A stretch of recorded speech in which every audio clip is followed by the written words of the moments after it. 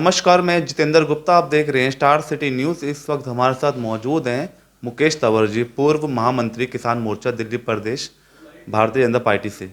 Sir, मेरा आपसे पहला सवाल है कि देश में जो आज के हालात जो बिगड़ रहे हैं, जैसे कि आपने देखा है कि दिल्ली के जहांगीरपुर इलाके में जो हिंसा हुई है, इसको लेके आप अपनी क्या टिप्पणी रखना चाहेंगे इस बारे में?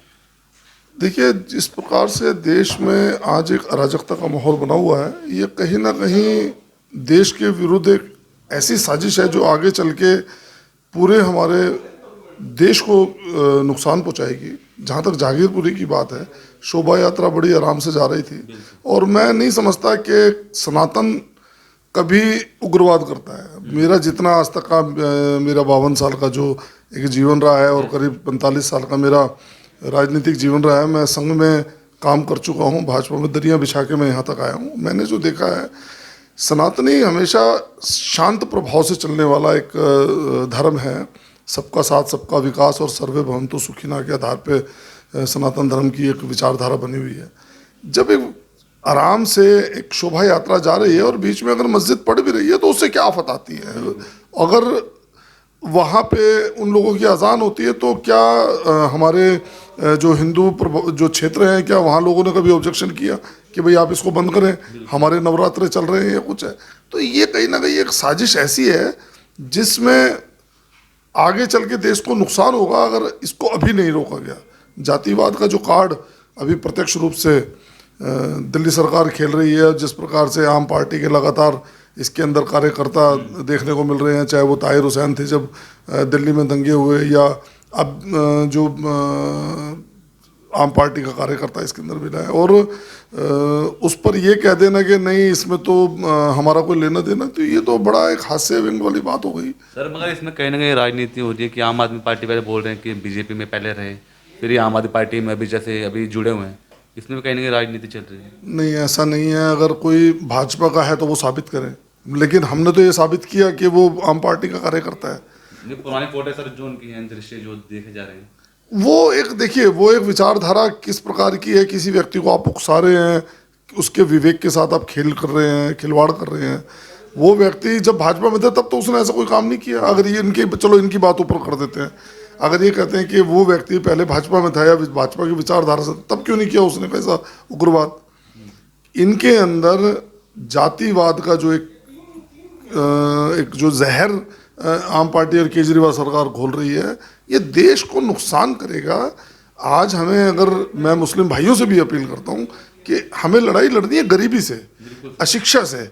हमें लड़ाई लड़नी है जो हमारे देश के अंदर अराजक लोग नेगेटिव माहौल को क्रिएट कर रहे हैं, उनसे। सबका साथ और सबका विकास तभी होगा। हमारे प्रधानमंत्री जी ने तो कभी नहीं कहा कि मैं ये सुविधा मुस्लिम को नहीं दूंगा या मैं ये सुविधाएं मैं केवल हिंदुओं को दूंगा। आप चाहे उत्तर प्रदेश का मॉडल ले लें, चाहे आप कहीं और पास में आप चाहें तो हरियाणा का ले लें, लेकिन ये जो मानसिक रूप से बीमार कर रहा है आम आदमी पार्टी का जो वरिष्ठ कैडर है, और ये बोल देना कि ये काम तो बीजेपी कर रही है, तो ये बड़ा हास्यास्पद लगता है। और मुझे बड़ी शर्म आती है कहते हुए केजरीवाल जी को कि आप किस आधार पे सरकार में आए थे, सत्ता में आए थे, और आप दिल्ली को कहाँ लेके जा रहे हैं? अच्छा, साथ के साथ सर आपकी कुछ जीवन परिचय बात कर लेता हूँ कि आपका जो राजनीतिक सफ़र जो दौर शुरू हुआ, जैसे कि कब से आपका सफ़र शुरू हुआ? देखिए, मैं नांगल राया मूलभूत गांव का निवासी हूँ। यहीं मेरा जन्म हुआ, यहीं मैं पला बड़ा। जनकपुरी डी ब्लॉक स्कूल है, वहाँ से मेरी प्राथमिक शिक्षा हुई, और RLA कॉलेज से मैंने ग्रेजुएशन की। जो मेरी उच्च शिक्षा में आप गिन सकते हैं।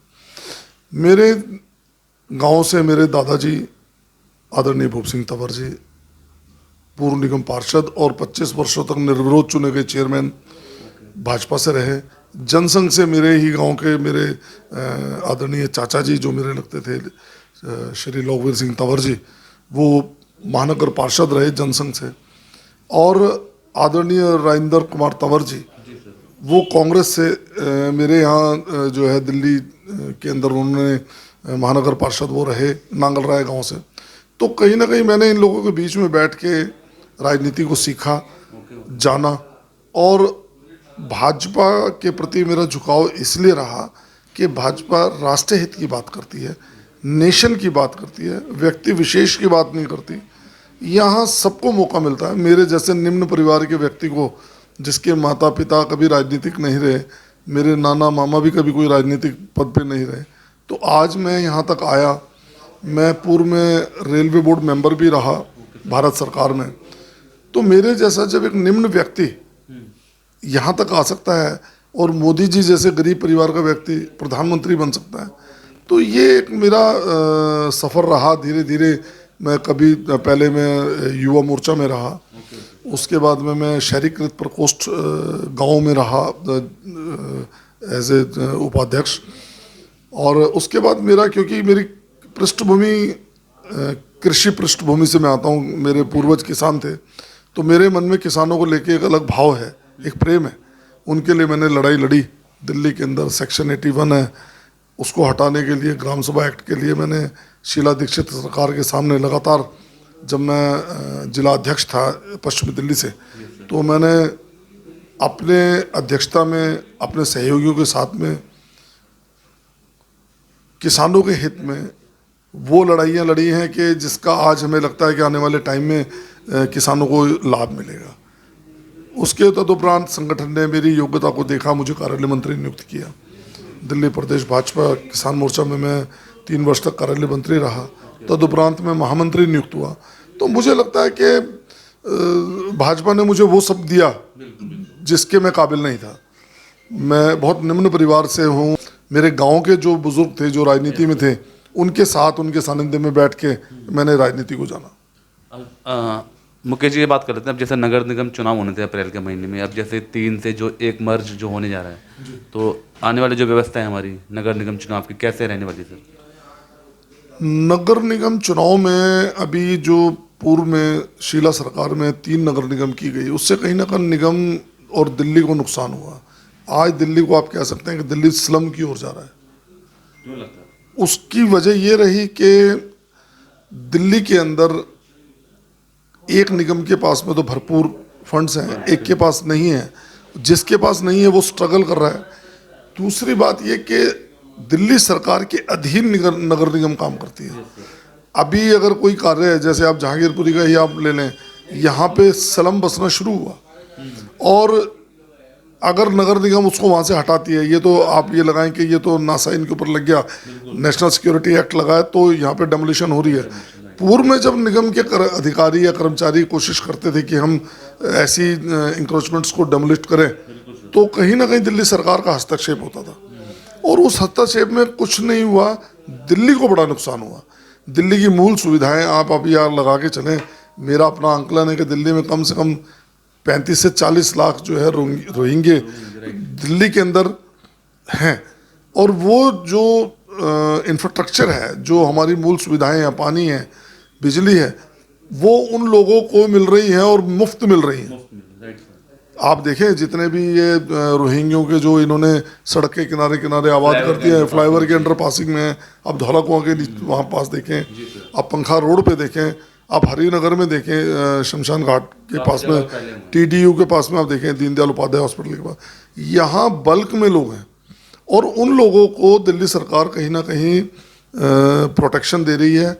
अब एकीकरण से फ़ायदा ये होगा कि निगम सीधा केंद्र के निगरानी में कार्य करेगी, और दिल्ली चूँकि राजधानी है, दिल्ली का अपना एक इतिहास है, दिल्ली राजधानी के साथ साथ एक पर्यटन स्थल भी आप कह सकते हैं। आप दिल्ली को देश की धड़कन कह सकते हैं। यहाँ सांसद हैं, यहाँ पे लोकसभा है, राज्यसभा है, तो दिल्ली को तो ये लोग स्लम बनाना चाहते हैं। और एकीकरण का जो ये फैसला लिया गया है, मैं बधाई देता हूँ आदरणीय अमित शाह जी को, जिन्होंने समय रहते ये फैसला लिया। और जहाँ तक बात निगम चुनाव की है, तो अब निगम चुनाव जब 7 या 8 महीने के बाद में अनाउंस होंगे, तो जो आम पार्टी के लोग आएंगे कर लेंगे उनसे 2-2 हाथ, देख लेंगे क्या होता है। अच्छा, आपकी सर सोशल एक्टिविटी आप जो कर रहे हैं, किस किस प्लेटफॉर्म में आप जो वर्किंग कर रहे हैं अपनी आम जनता के हित के लिए? आप देखिए, मैंने अपना एक कार्यालय लाजवंती गार्डन में मेरा है, मैं उसमें जनता को 24/7 अवेलेबल हूँ। मैं सबके साथ और सबके विकास के लिए कार्य करने वाला विचारधारा का व्यक्ति हूँ। जनता में यदि किसी को कोई कार्य मुझसे वो अपेक्षा करता है कि ये कार्य मुकेश तंवर जी करा सकते हैं और मेरे पास आते हैं, तो मैं उनको कभी निराश नहीं करता। तन मन धन से मैं जनता के बीच में हूँ, चाहे वो इंक्रोचमेंट के लिए है, चाहे वो नगर निगम में भाजपा की सरकार है, मगर मैं इंक्रोचमेंट का और अतिक्रमण का पुरजोर विरोध करता हूँ, क्योंकि मूल सुविधाएं जो जनता को मिलनी चाहिए वो मिलनी चाहिए।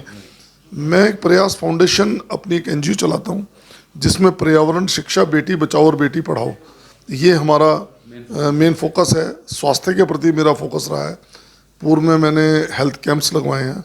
अभी आने वाले समय में मेरा आधार कार्ड को लेके और कोरोना का जैसे ये माहौल चल रहा है और बहुत बुजुर्ग ऐसे जिनको बूस्टर डोज नहीं लगी है, तो मेरा आदरणीय एसडीएम साहब के पास में मेरा अभी जाना होगा, तो मेरी उनसे ये रिक्वेस्ट रही है कि भाई मैं यहाँ पे हमारे यहाँ पे एक वो कैंप ऑर्गेनाइज करें जिससे कि जो बुजुर्ग व्यक्ति हैं जो चलने फिरने में असमर्थ हैं उन लोगों को भी स्वास्थ्य लाभ मिले।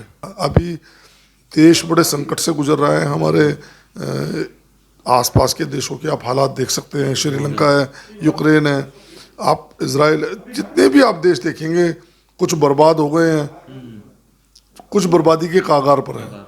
सिर्फ उसका एक ही मोटो रहा है कि यहाँ पे जो फ्री का जो पंजाब में भगवंत मान जी जो अभी 300 यूनिट बिजली का दे रहे हैं, वो पंजाब को बर्बाद कर देगा। दिल्ली तो बर्बाद हो गई है। मैं मतलब कई बार बड़ा बैठ के अकेले सोचता हूँ कि जिस प्रकार से इन्होंने पानी फ्री किया, जनता के बीच में ये मैसेज दिया कि भाई आपको 20,000 लीटर पानी फ्री है, तदुपरांत लोगों ने पानी की वेस्टेज भी करनी शुरू करी। कोई व्यक्ति अगर गाड़ी धोता है या कुछ करता है तो मुझे बड़ा तकलीफ होती है कि पीने के पानी से लोग खिलवाड़ कर रहे हैं। और मेरा अपना मानना है कि जो अगला विश्व युद्ध होगा वो पानी के ऊपर होगा, क्योंकि मीठा पीने योग्य जो जल है बड़ा लिमिटेड है और उस लिमिटेड पानी को हम वेस्ट कर रहे हैं, और वो वेस्ट कर रहे हैं फ्री का एक जो लॉलीपॉप हम लोगों ने चुसा दिया है जनता को। ये कहीं ना कहीं देश को और समाज को नुकसान देगा। बहुत बहुत धन्यवाद सर, आपने समय दिया। तो ये हमारी सीधी बात मुकेश तंवर जी से, स्टार सिटी के साथ मैं जितेंद्र गुप्ता।